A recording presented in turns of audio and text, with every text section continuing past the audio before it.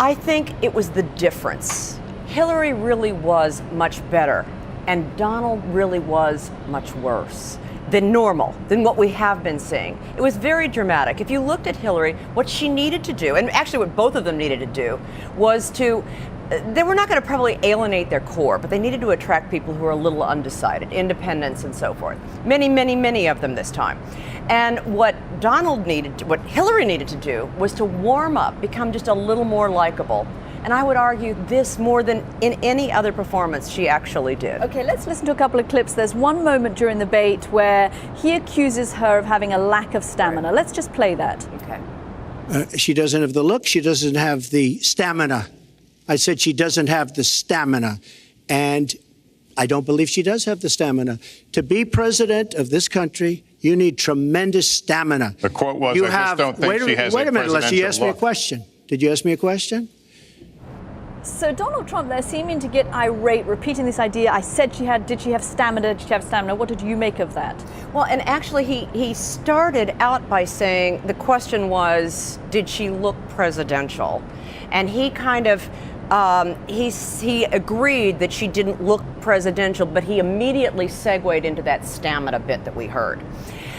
She had a smile on her face, but she was looking down, so it wasn't like it was funny. She wasn't mocking, but again, she took that edge off. You almost kind of felt with her that it was a little embarrassing, you know, what he was going. And she basically let him speak and dig himself in. At another moment where she used humor again, a little bit similar. Yeah. Let's look at that one where she says, "I may as well be blamed for everything." Take a listen. Yeah. By the end of this evening, I'm going to be blamed for everything that's ever happened. Why not? Why not? Yeah, why not? You know, just join the debate by saying more crazy things.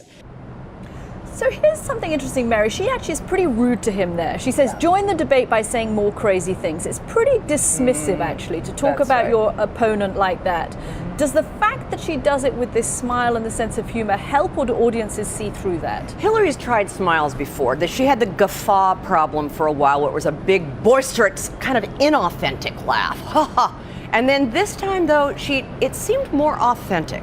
Both what she was laughing around, her whole tone was just a little softened, a little more authentic, even saying, I guess I'm going to be blamed for everything, kind of go figure, instead of accusatory. So the edge was off a bit. Authenticity is important, and you've spoken about this before on our program, about how Donald Trump uses his hands a lot in a way that's quite sort of in your face. Right. That's him. Doesn't he need to do that too to be authentic?